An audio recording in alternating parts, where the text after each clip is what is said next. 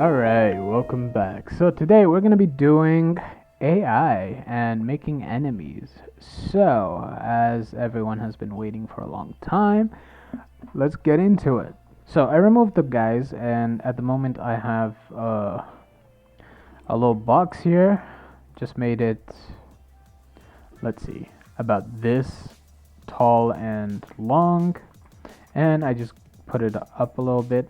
I also added I would like to call eyes, and it's just like the front of the thing. So now that when we do anything to it, we can see through the eyes, or quote unquote eyes. All right, the next thing we did was we added a new function to the enemy, and we called it shooter AI.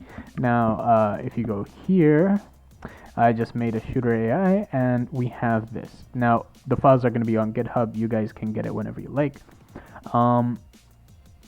We're gonna add that, and then what we're gonna do is we're gonna switch between our states. So the four states that I've chosen for this guy would be the idle, alert, search, and aggressive. So the words are a bit too but they're not that really descriptive, but what it means is, like, in idle mode the character would just be doing whatever he wants to do. Alert would be when you get in its field of vision and you're in there for a bit.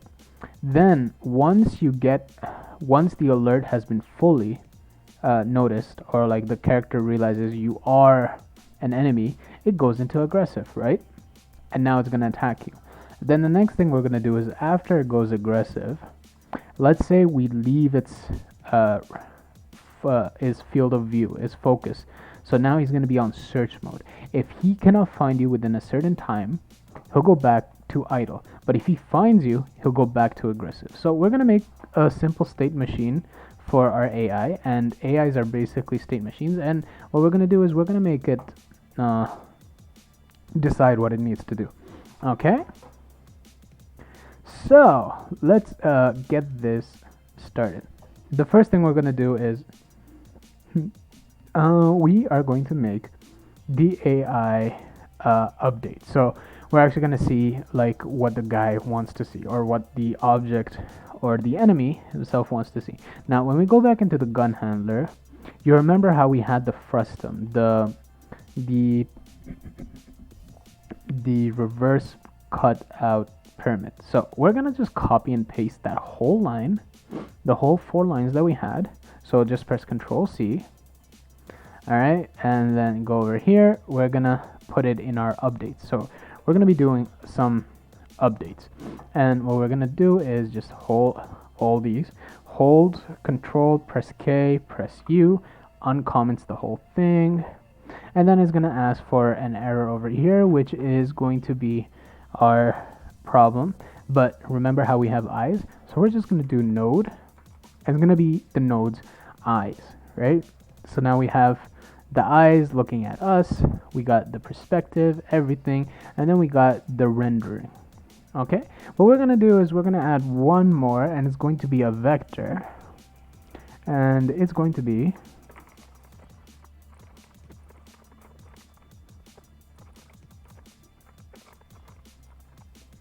and we're going to add a little vector, and it's just going to be 2 units long, and it's just going to be pointing forward, and we're going to have it colored black. So that goes in our rendering. So the next thing we're going to do is actually we're going to add this AI state, and the AI state is basically going to be a switch function for all of our idle. So as you've noticed me doing this almost in everything, it's just habit at this point. So we just do state, press tab, click down, and it's just going to give you the whole thing, and we're just going to keep it like that for now. We're going to change that later. I'm going to move this, and before we go, I'm just saying that we have the bound frustum and the object captured, which are going to be what we capture later on, and then we have weight and distance factor. Now that thing, we're going to do that later, but for now let's actually write our functions. So it's going to be a very simple one. Inside our bound frustum, we actually have something called inside. So this checks if anything is inside the bounding frustum. So if we had an object, which is our main character, which we connected right here, right? The main character. So now what we're going to do is we're just going to check if our main character is inside this little view area. If it is, we're going to say that it is inside frustum. So we're going to make it true, and then we're going to let it trigger one of these guys. And if it's not, it's going to say it's false. So, and how we're going to do this is we're just going to do a little if statement, and then we're going to do our frustum. Okay, and before we even write this if statement, let's actually make that bounding frustum. So we do b frustum, which is our bounding frust right here, and let's initialize that. So we're gonna do a Unigine math and then bound frustum. I'm getting tired of saying frustum over and over again. It's just gonna be confusing. And if we were to go back to our gun handler, pretty sure we have it right here. We can just copy and paste this, because since we copied and pasted everything else, why not copy and paste this? So now we have this being made consistently on our update. So now what we're going to do is we're going to use bf dot inside, and then it's going to ask what is inside. So we're going to do the main character, and then do the arrows and get world position. So if this is inside, right, we're gonna make it is inside frustum equals to true, and then else is inside frustum equals to false. Just a simple, where if it's inside the area that we want it to be seen is gonna be inside, and then we make it do stuff and not. All right, so we got that done.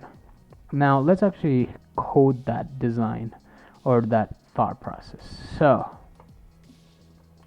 the first thing we're going to do is we are going to start off at idle. So let's say we're idling and we're just chilling, and you step inside our frustum. So what we're going to do is we're going to just write a little simple if statement, which is if is inside frustum. So if we're in idle and he gets inside us, inside the area of effect, what we're going to do is we're going to change state. Now change state is just a simple state switch, whereas like if the state is not the state, switch it. We can do more, and we're going to do that later on, but for now we'll just write that, and we're just going to do that and do that. I'll just put in one line so it looks simple, and then we're going to change it to current state to alert, right? Okay. So now we're in alert. Now, how do we turn it into aggressive? Let's say we turn it after a certain amount of time. So we're going to use that wait. So wait equals to, and then we're going to do the clamping. Now, I'm pretty sure I have it saved somewhere here. If we go into our shooter animation, just press Control F and find wait right here. So we can just do this, right? We just copy this and we just paste it right here, and there we go. So we have this. Now it's supposed to be plus equals to. All right, so now we have it equals to that, and let it go from 0 to 1. So now we can do a simple if statement where if wait equals to 1.0f, so when it turns into that, then we can change state to current state alert, right? So now we're in, oh, not alert, into aggressive. Aggressive means we're going to attack it. Okay, so now we're in aggressive, and then it should do whatever aggressive does. And we can write that logic later.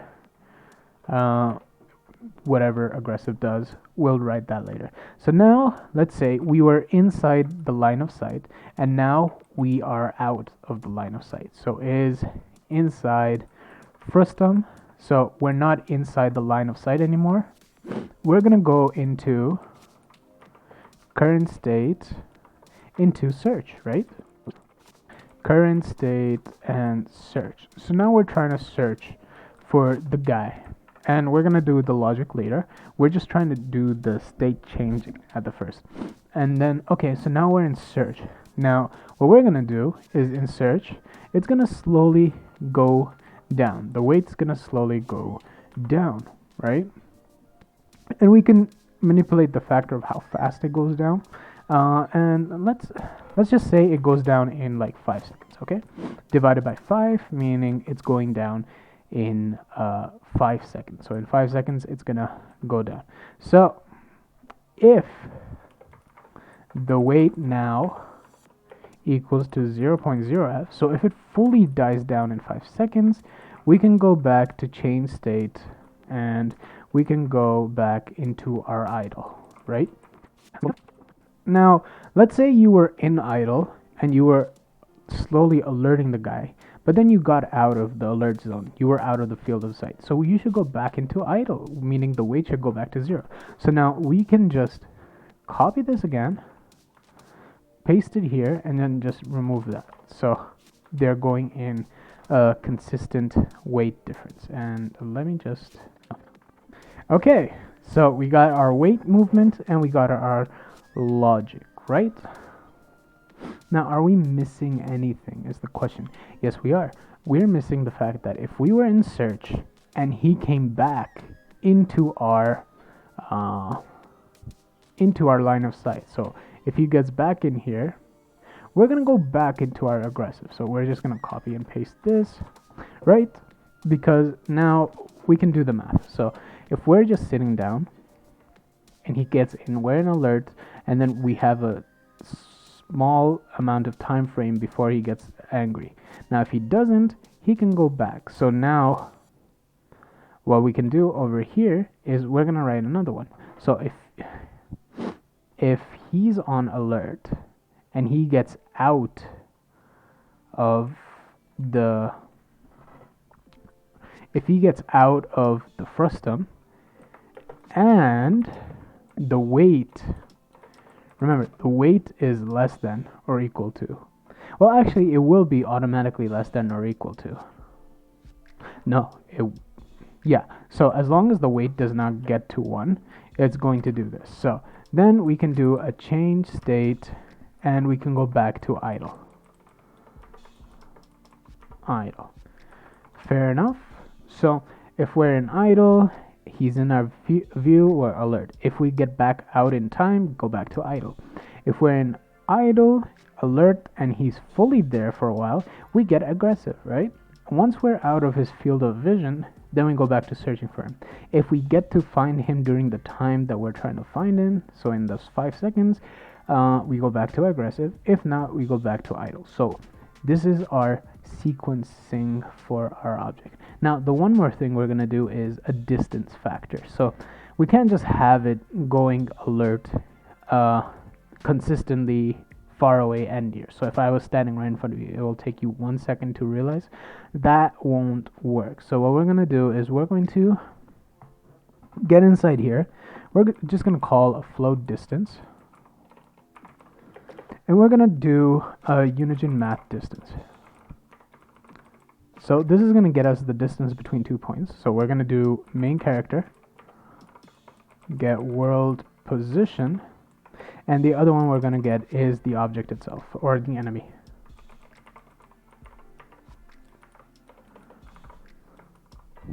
Alright, so once we get that, what we're going to do is we're going to do a ratio. And the ratio is going to be a distance factor, right? We're going to distance factor equals to, and then we're going to go up here. So our frustum, or like the size of what we want, let's say this is int. Let's just give it an int number. Let's just do it here. Int distance No, it should be underscore distance. Field distance sounds cooler. Equals to, let's just do 15 lines, right? 15 field distance, okay? So we're gonna do field distance. So it's gonna be a ratio of a field distance divided by the distance, or the other way around actually.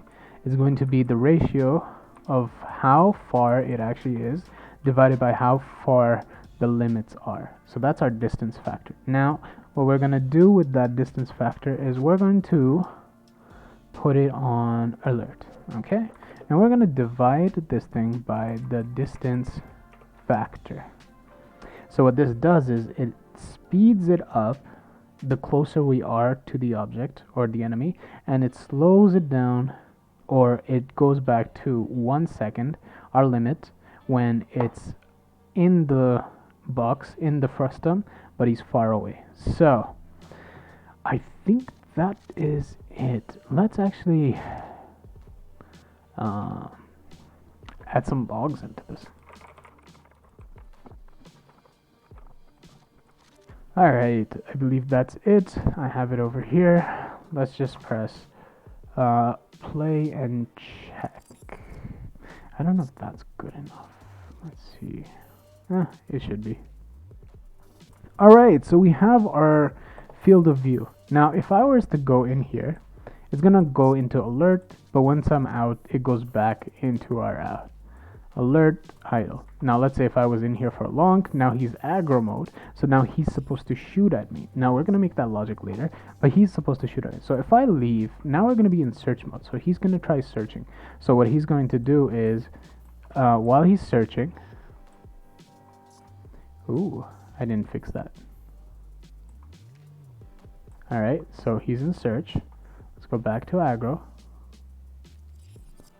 Alright, search, back to aggro. Okay, it's working fine. I think I just did it last second.